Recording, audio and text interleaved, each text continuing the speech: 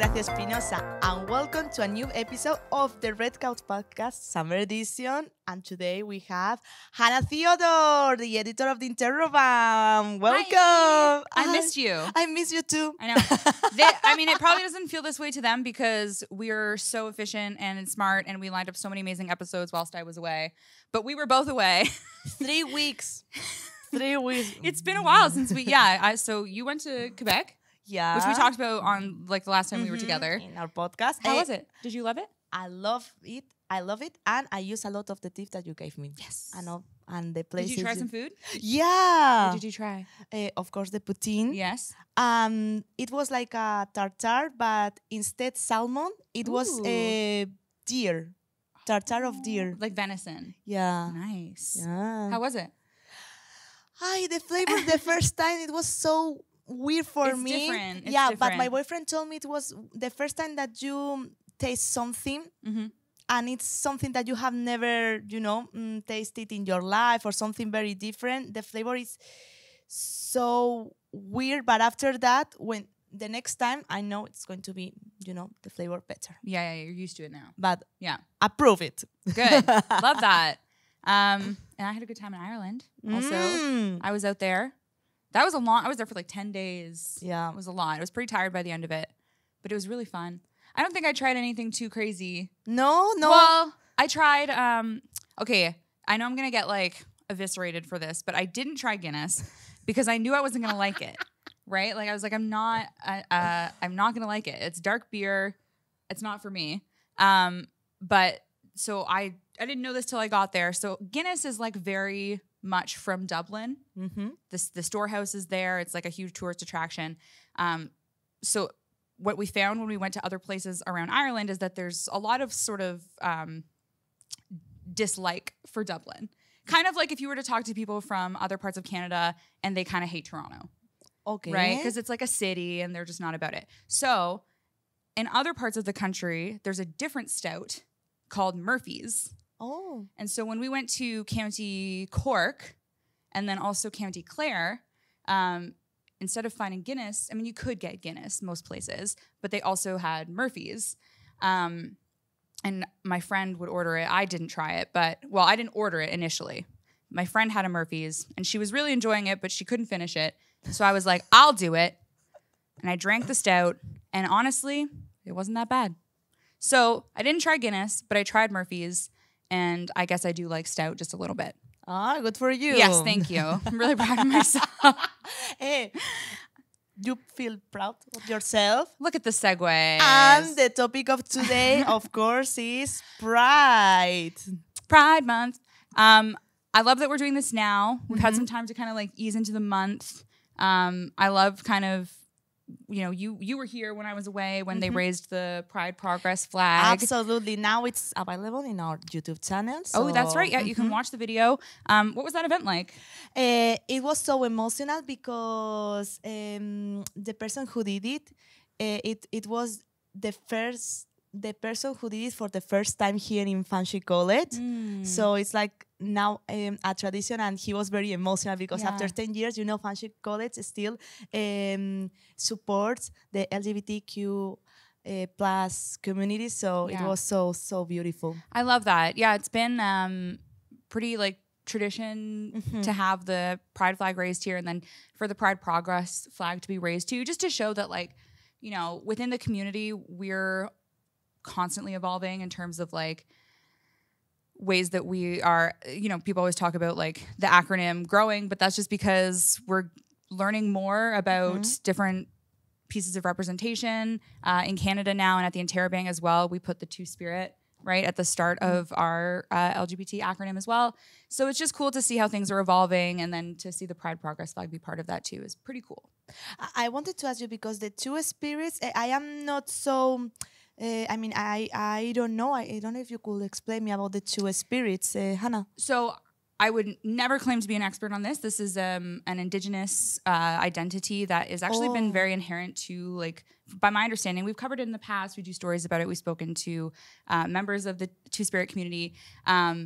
Basically, it's this idea that's existed in indigenous cultures for a long time that you possess both like the male and female energy. Oh, that's so beautiful. Yeah, it is quite beautiful, right? And so there's sort of this like, I mean, there's many different ways that you'll see the identity represented, but it's just basically like a feeling, I think, that that's by my understanding. Again, I'm not an expert.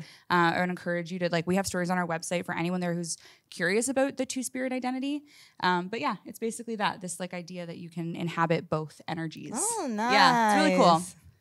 So obviously, I would like to ask you about your first Pride event. It was in London? That's a good question. Actually, the first time I would have attended Pride would have been in Toronto when I was in high school. So very like huge. It was like a huge event I in went Toronto. last year. In Toronto? Oh In God, Toronto. crazy, right? For me, it was bigger than in my city, Madrid. Oh. And is Pride like really big in Spain? It's super important. Super important. People are on the streets. It's super funny. But for me, the biggest one, Toronto. Yeah, Toronto is huge. And it's honestly like, when I was a young person, like that was just it was so exciting to just be there. And I think I went a few years in a row in Toronto. It's just really cool to see like so many different communities coming together. And when I was young and still kind of like, I mean, I was always pretty like certain of like the fact that I was queer growing up, but like to actually be there and like have certain like things that I felt about myself to be reaffirmed and just be in public with that many people that were just honestly just having such a good time. Yeah. And like it really feels like no one is there to like judge you or make you feel like you don't belong. So I always found that really cool, and especially in such a huge community like Toronto. One of my favorite things is when people in general, they use makeup with the colors of the Pride, and some of them create an amazing work art on their faces and their bodies. It's so beautiful. I love that. It's one of my favorite things when I go to the Pride parade and the other events, how they dress, how they did the makeup for not only the parade, the important events during this month. So for me, it's so beautiful. Yeah, it's a really cool way to just see like the artistry of the queer community as well, and like the way that like it doesn't matter who you are, like anyone can dress up for Pride or like dress down, right? That's part of like the part of Pride that like I hope we never lose is the fact that there are like kink communities within the queer community as well, and like to see that displayed at Pride as well is just it's just like such a sense of openness that I just think is really cool to see. But there is always a controversy about biggest companies and brands that they use the logo with the Pride flag, but perhaps the rest of the year they don't support the community. What do you think about that? Yeah, I mean, I've been pretty tuned into like this idea of they call it pinkwashing, where it's almost a joke now, right? Where like May 31st comes around and we're like, tomorrow, every company is going to be gay now, and like, I think what is often lacking from like conversations about Pride is the truth that like so much of what the queer community has been fighting for, especially in recent years with more conversations about gender and trans issues, is that like we need to be like reevaluating entire systems, right? And not just kind of being like, the video that's like, hi, gay. Like that one, like it's very that, right? Like it just kind of feels like, we acknowledge you, but that's it. Right. When a lot of like the issues that affect the queer community have a lot more to do with politics, capitalism, right? Like these issues are bigger than just like slapping a rainbow on something. That to say, I think it is still pretty cool when you can like see a company like, I don't know, TD Bank, right? At least just like you got to imagine that like 30, 40 years ago, to even just like show any kind of support or solidarity would have been, a business destroyer, right? So in that sense, it's like, cool, I guess we've made some progress.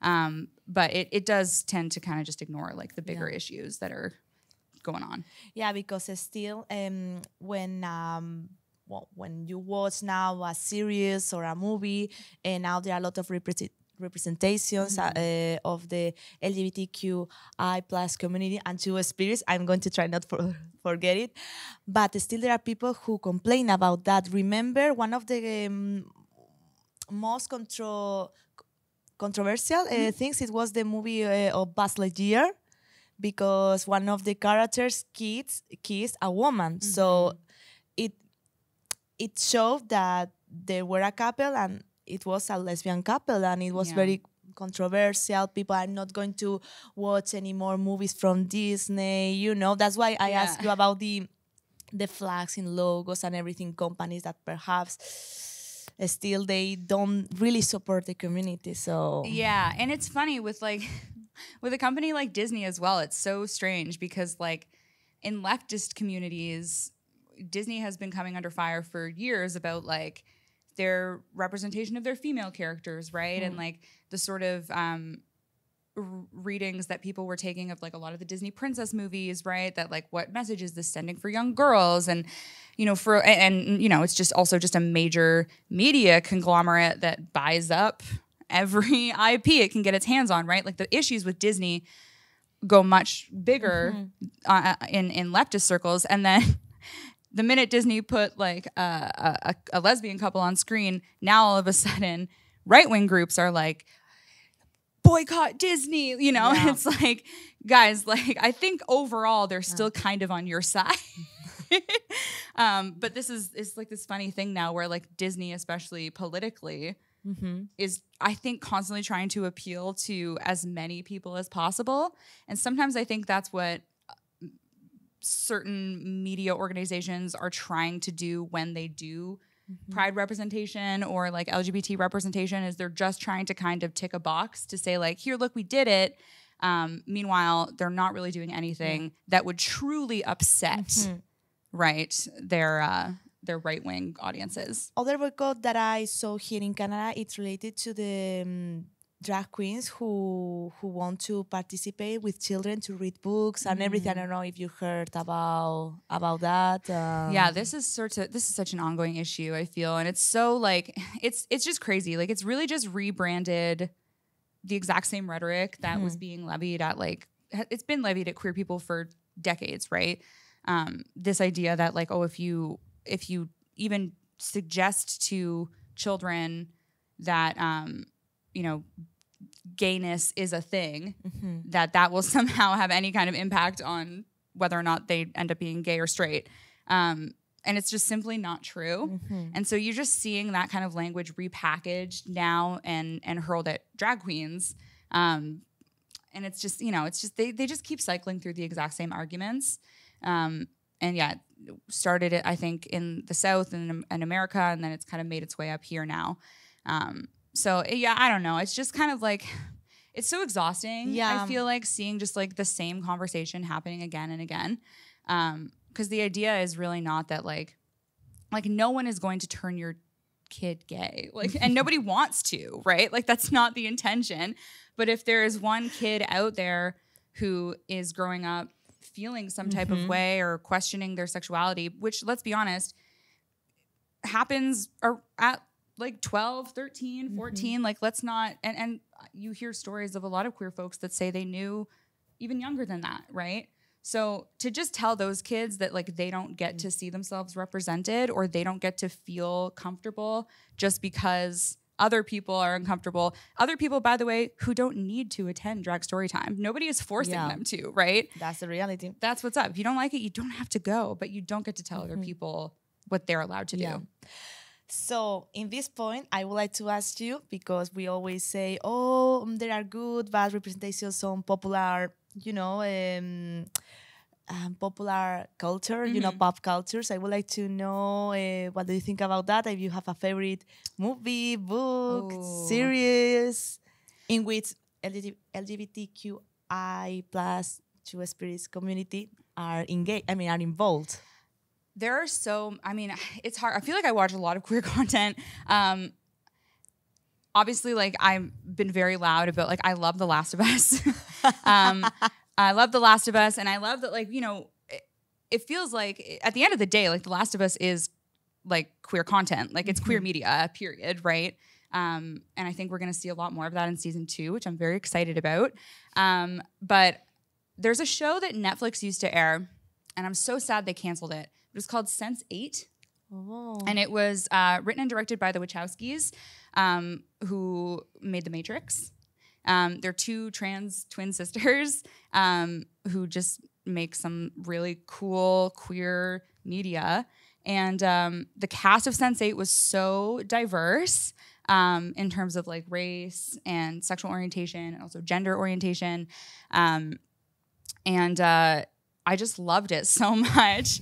It was just a really cool show because it's the Wachowskis. Like I'm sure you've seen The Matrix or like know about The Matrix. So it was really cool sci-fi. And then also just had really good characters. Like it just had good characters and it was an interesting show. So I miss it every day. I wish it would come back. Well, in my case, I have to read it because in my country we have different titles, so it's important. So Call Me by Your Name. Yeah. It's one of the movies that I like. I know it's there are not a lot of people who consider it's a good movie, but in my case, when I watch it, I love it. I am waiting for the second one. But this movie is the script is, is based on a novel. Yeah. But I am afraid because one friend explained me the second part of the novel and it's so sad. Yeah, it's very sad. I mean, I'm not going to do the spoiler, but because the first one, for me, the movie was so beautiful. I like it. I know the ending, but for me, it was very beautiful. And I wanted to watch the second part, but I don't know because it's going to be sad. I feel that. Why all the scripts or when we talk about LGBTQI plus community are sad stories? I mean, I don't like that. No, all of us we deserve a good ending. This is a real thing. Like there's a phenomenon in media called kill your gays. And I know it's sorry, my producer is grimacing because it's true and it's horrible.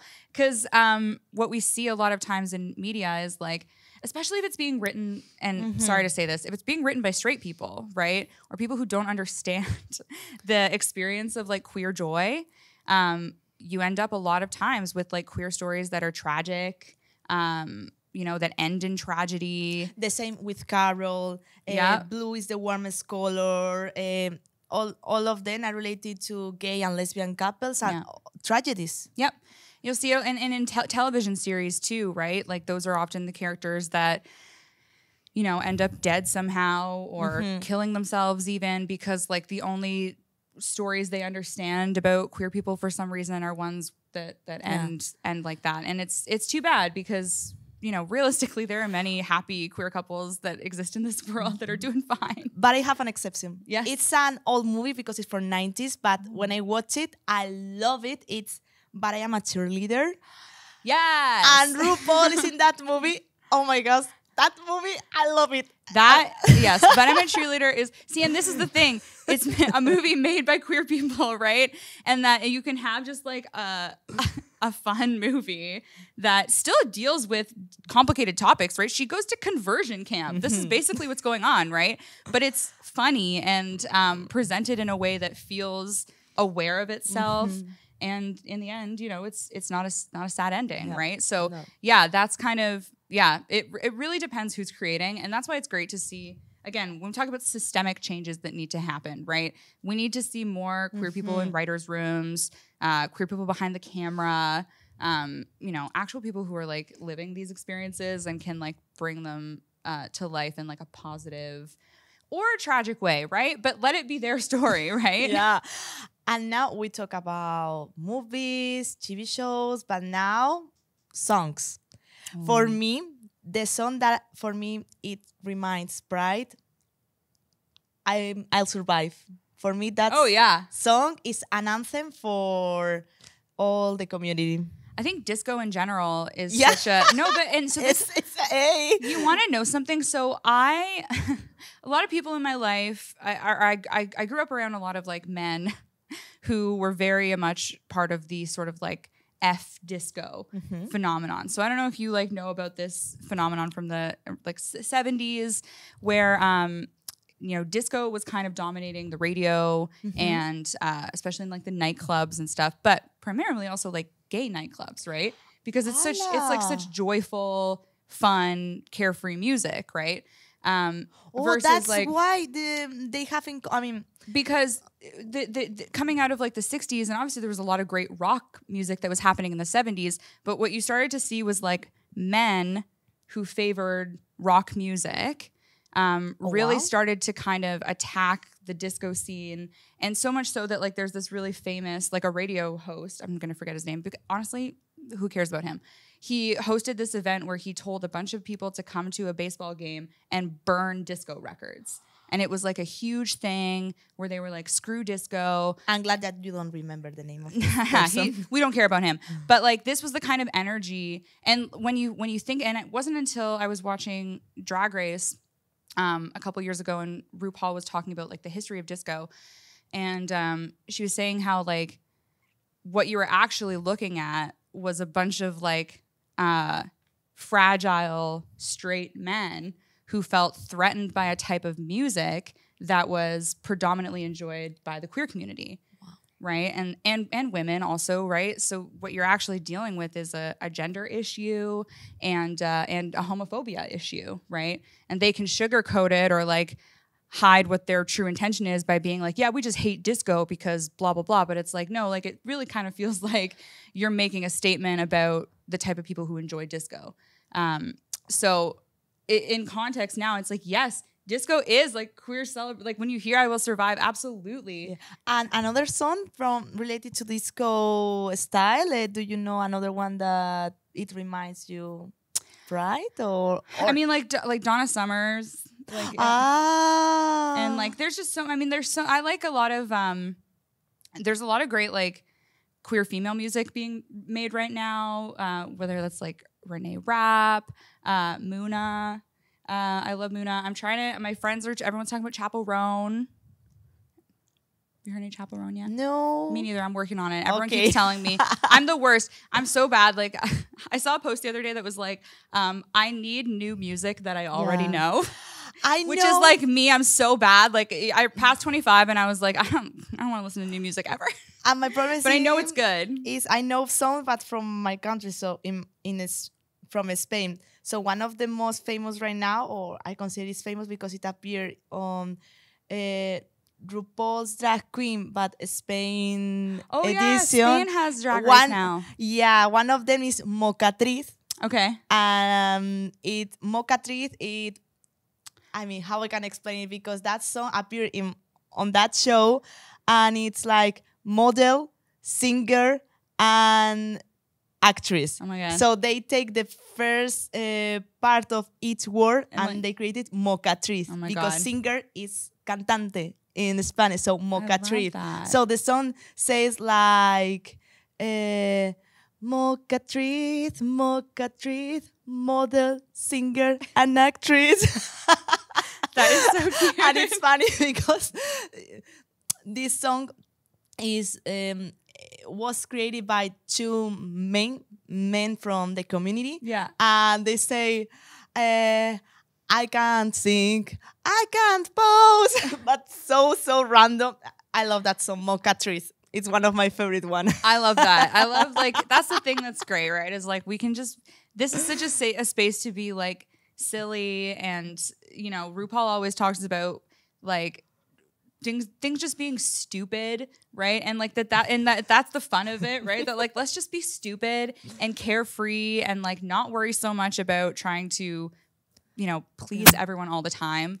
And that's why drag especially, and just being in the queer community in general, is such a magical place to be, especially during this month. You know, let your freak flag fly. That's what's up. The Pride Parade is going to be in Toronto on June 26th. Yeah. So I don't know if you will be in Toronto or you are going to be here in London. So probably, I probably won't be able to make it out to Toronto, but London hosts its Pride Parade in July. Oh. Don't worry about it. We have a Pride Parade in July in London, and Fanshawe will be hosting a Pride March that it's gonna coincide with Pride in London. So when we get a little closer to, we'll have more details about like the date and everything like that. But yeah, for Pride in London, wait for July. It's a special time. I'm so excited. All right. Well, it's almost the end of our I know, podcast, but I don't know if you want to say something, last thoughts about the Pride, something that you would like to share with us. I mean, if you're a queer person living in London right now, if you're a student at Fanshawe, you know, get out there and like be proud. There is a lot of, you know, last year we had some issues at Pride with protesters, like counter protesters. You know, don't let them scare you. No, because they're such a small minority at this point.